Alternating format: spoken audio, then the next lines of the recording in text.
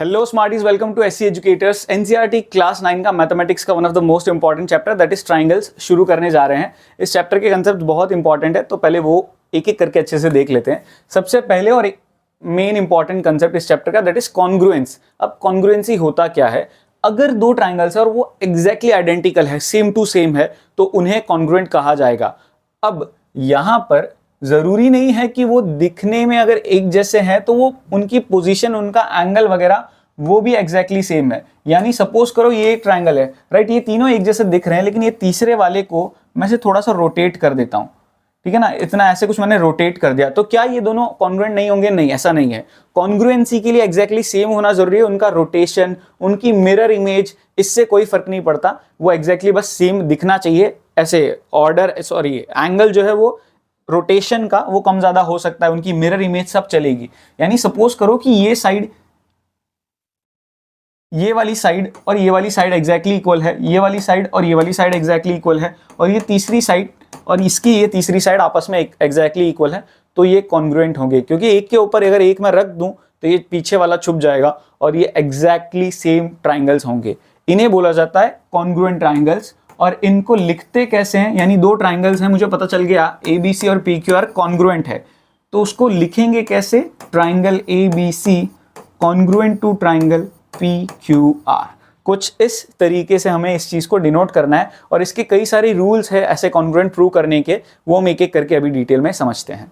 जैसे सबसे पहला रूल है SSS congruence rule. SSS congruence rule क्या कहता है कि अगर दो ट्राइंगल्स है, ठीक है, दो ट्राइंगल्स है,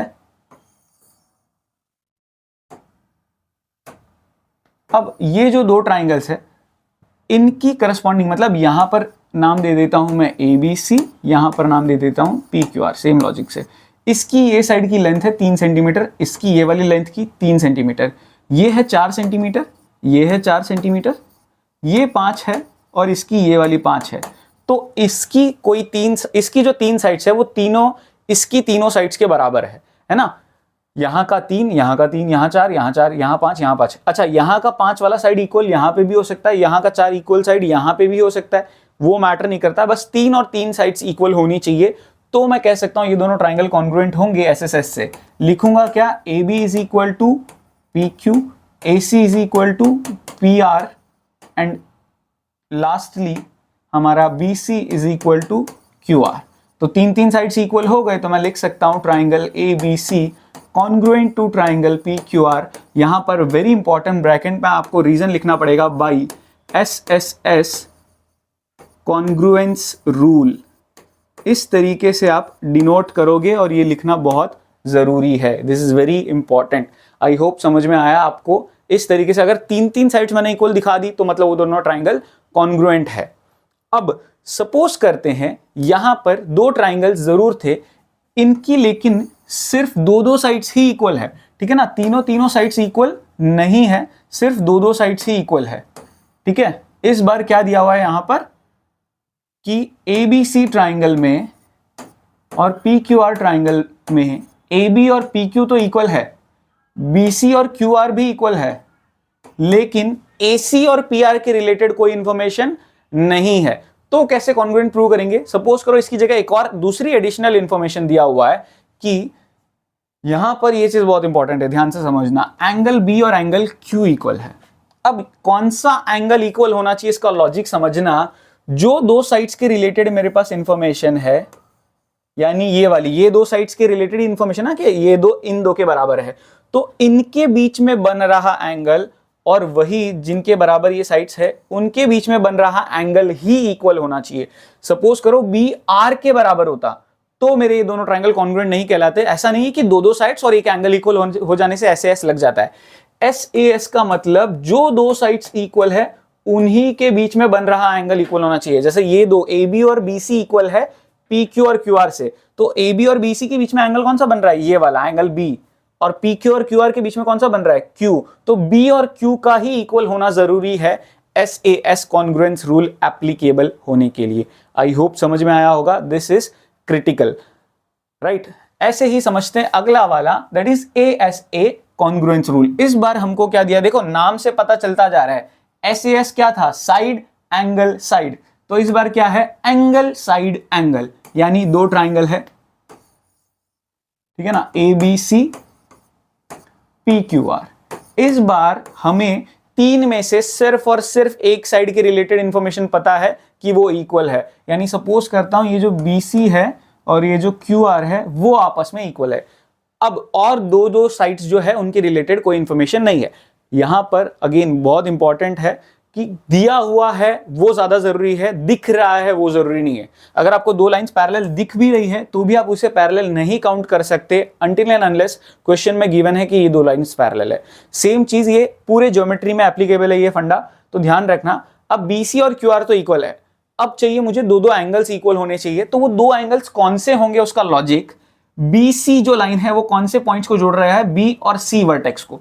तो B वाला एंगल और C वाला एंगल इसके Q और R, क्योंकि QR वाली लाइन इक्वल है ना मेरा BC के, तो Q और R के बराबर होना चाहिए, यानी ये B Q के बराबर हो गया सपोज करते हैं, और C जो है वो R के बराबर हो गया, तो ये मेरे ट्राइंगल कॉन्ग्रुएंट होंगे। हाँ, B वाला R के बराबर, C वाला Q के बराबर हो तो भी चलेगा, लेकिन इसी साइड यानी ये जो BC वाली लाइन है वो जिस दो वर्टेक्स को कनेक्ट कर रही है, इस QR वाले दो वर्टेक्स के साथ ही इक्वल होना चाहिए। B वाला Q के बराबर हो गया, C वाला R के बराबर, तो ये मेरा कॉन्ग्रुएंट हो जाएगा। सपोज करो कि ये साइड और ये एंगल हो, लेकिन यहां का B वाला एंगल यहां के P वाले के बराबर है, तो ये मेरा बिल्कुल भी काउंट नहीं होगा। आई होप समझ में आ गया होगा। जो साइड मेरी इक्वल है वो जिन दो एंगल्स से कनेक्टेड है वही वाले एंगल्स मेरे इक्वल होने चाहिए, तो ही मेरा ये ASA रूल जस्टिफाइड होगा, तो ही मैं लिख पाऊंगा triangle ABC congruent to triangle PQR with the reason being by ASA congruence rule। I hope समझ में आ गया होगा। और इसी से मिलता जुलता थोड़ा सा कॉम्प्लिकेटेड, थोड़ा सा AAS congruence rule, ये समझते हैं। इसमें और उसमें फर्क क्या है वो ध्यान से समझने की कोशिश करना, क्योंकि इस पिछली बार भी दो एंगल और एक साइड इक्वल थी, इस बार भी दो एंगल और एक साइड है, लेकिन फर्क है पोजीशनिंग का। इस बार क्या होगा, दो एंगल्स इक्वल जरूर होंगे, यानी ABC और PQR में सेम ही लॉजिक लगा लेते हैं, B और Q बराबर, C और R बराबर, लेकिन इस बार जो साइड होगी वो ये दोनों एंगल्स जिस साइड से कनेक्टेड है यानी BC, और ये दोनों एंगल्स जिस साइड से कनेक्टेड है यानी QR, इनके अलावा कोई साइड होगी। आई होप समझ में आ रहा है। इसमें तो जो दो एंगल्स थे वो जिस साइड से कनेक्टेड थे वही इक्वल होना चाहिए, इसीलिए समझ लो दोनों एंगल्स के बीच वाली साइड, दोनों एंगल्स के बीच वाली साइड, दोनों एंगल्स के बीच वाली साइड वो इक्वल होनी चाहिए। इसमें दोनों एंगल्स के बीच में साइड नहीं, उसके बाद में, तो इसीलिए जो B और C और Q और जो R है, इन एंगल्स के, ये एंगल्स जिस साइड से कनेक्टेड है ये वाली मेरी इक्वल नहीं होनी चाहिए, इनके अलावा कोई भी चलेगी। ये दो इक्वल हो जाए तो भी चलेगा, ये दो इक्वल हो जाए तो भी चलेगा, तो मेरा AAS रूल लग जाएगा। इंपॉर्टेंट पार्ट अगेन, अगर ये दो साइड्स इक्वल है तो एंगल्स की शुरुआत यहां से हम लिखेंगे C और R इक्वल, B और Q इक्वल, और BA और QP इक्वल। अगर ये वाली साइड इक्वल हो तो एंगल की शुरुआत यहां से करेंगे, यानी जो साइड इक्वल है वो लास्ट में आनी चाहिए, उस हिसाब से एंगल को चूज करना है। ये साइड अगर है लास्ट में तो एंगल B से शुरू होगा, C अगर AC वाली PQ के बराबर है तो शुरुआत C और R से होगी। आई होप समझ में आ गया होगा। This AAS rule is also very important, क्योंकि ये पता नहीं चलता, नजर में ही नहीं आता है कई बार प्रूव करते वक्त कि ये रूल लग रहा है। And the last and easiest rule that is RHS। अब तक आपने देख लिया S मतलब साइड, A मतलब एंगल, बट इसमें कुछ नए अल्फाबेट्स है। R means simply write angle that is 90 degree, और H का मतलब आपको ऑलरेडी पता ही होगा, हाइपोटेन्यूज। राइट एंगल दिख जाए तो हाइपोटेन्यूज तो होना ही है ऑब्वियसली। तो अगर दो ट्राइंगल्स को RHS के रूल से कॉन्ग्रुएंट प्रूव करना है, अगर RHS के रूल से कॉन्ग्रुएंट प्रूव करना है तो नेसेसरी कंडीशन, सबसे पहले एक एंगल 90 डिग्री होना ही चाहिए। ऑब्वियसली ट्राइंगल के तीन एंगल्स होते हैं, तीनों में से एक 90 डिग्री होना चाहिए। दूसरा इंपॉर्टेंट पार्ट, आपका जो हाइपोटेन्यूस है, जो 90 डिग्री जो एंगल बनता है उसके सामने होता है, यानी अगर ऐसे राइट एंगल ट्राइंगल है तो 90 डिग्री के सामने ये हाइपोटेन्यूस होगा। आई होप समझ में आ गया होगा।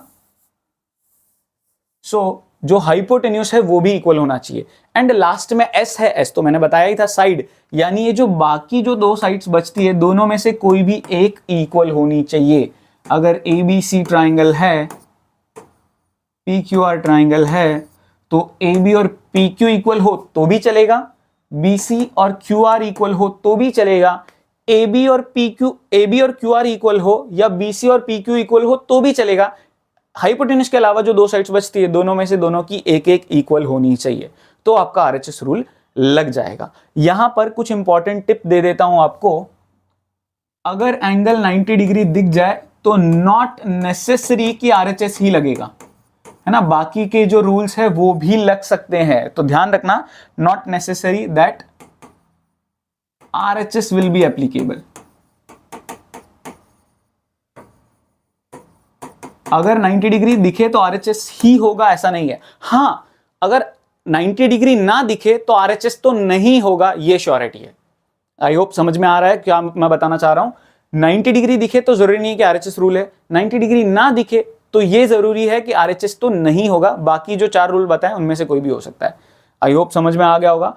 अब कुछ इंपॉर्टेंट कंसेप्ट्स जो लाइंस एंड एंगल्स के हैं, बट वो इस चैप्टर में भी आपको काम लगेंगे, वो ध्यान से समझ लेते हैं। लीनियर पैर क्या होता है? जिनका सम 180 डिग्री हो उन्हें लीनियर पैर कहा जाता है। जैसे 1 और 2, 3 और 4, 5 और 6, 7 और 8, या फिर 1 4 5 8 2 3 6 7, एक स्ट्रेट लाइन पूरा बनाए एंगल्स मिला के ऐड करके, तो उन्हें लीनियर पैर कहा जाता है। वर्टिकली ऑपोजिट एंगल, दो स्ट्रेट लाइंस में जो ऊपर नीचे या राइट लेफ्ट जो एंगल बनता है वो आपस में इक्वल होते हैं, और इसका प्रॉपर्टी क्या है? Vertically opposite angle. Important part यहां पर, एक स्ट्रेट लाइन और एक थोड़ी सी भी टिल्टेड हो गई ना, या देखो ये स्ट्रेट लाइन नहीं है, ये थोड़ा सा एंगल चेंज कर दिया है, तो यहां पर वर्टिकली ऑपोजिट एंगल नहीं एप्लीकेबल होगा, ये ध्यान रखना। कई बार बच्चे मिस कर जाते हैं, इसको भी वर्टिकली ऑपोजिट ही समझते हैं, बट ये नहीं होगा। एंगल सम प्रॉपर्टी ये आपको पता ही है, ट्राइंगल में होता है। अगर एक ट्राइंगल है तो इसके तीनों एंगल्स का सम 180 डिग्री होता है, इसी को बोला जाता है angle sum property. Lines and angles के सारे concept, corresponding angle, alternate interior angle, को इंटीरियर एंगल्स, ये सारे भी आपको पता होने चाहिए। नहीं पता तो पहले वो कंसेप्ट गो थ्रू कर लेना, फिर ही एक्सरसाइज की तरफ बढ़ना। लास्ट, आइसोसेलेस ट्राइंगल का theorem, this is very easy and important yet. अगर एक ट्राइंगल है जिसके कोई भी दो साइड्स इक्वल है, सपोज कर लेता हूं यहां पे ABC ट्राइंगल है जिसमें AB और AC इक्वल है, तो AB के सामने बन रहा है एंगल C और AC के सामने बन रहा है एंगल B, तो आइसोसेलेस ट्राइंगल थ्योरम क्या कहता है कि if two sides are equal, then opposite angles are equal। इसी का उल्टा भी वैलिड है, अगर दो एंगल्स इक्वल तो उनके सामने बन रही साइड्स भी इक्वल। अगर B और C इक्वल गिवन है तो B के सामने AC, C के सामने AB, वो भी आपस में इक्वल होगी। ये भी आइसोसेलेस ट्राइंगल थ्योरम का कन्वर्स है, आपको पता होना चाहिए। दोनों चीजें वैलिड, दो साइड्स इक्वल तो सामने बन रहा एंगल इक्वल, दो एंगल्स इक्वल तो सामने बन रही साइड्स भी इक्वल। आई होप ये कंसेप्ट समझ में आया होगा। ये सारे कंसेप्ट आपको एक्सरसाइज में बहुत काम लगेंगे, सब कुछ समझ में आया होगा ये तो मैं श्योर हूं, बट एक बार कुछ चीजें नहीं समझ में आए तो गो थ्रू जरूर करना, क्लियर कर लो पहले कंसेप्ट एक्सरसाइज पे मूव ऑन करने से पहले। Thank you so much for watching, मिलते हैं नेक्स्ट वीडियो में।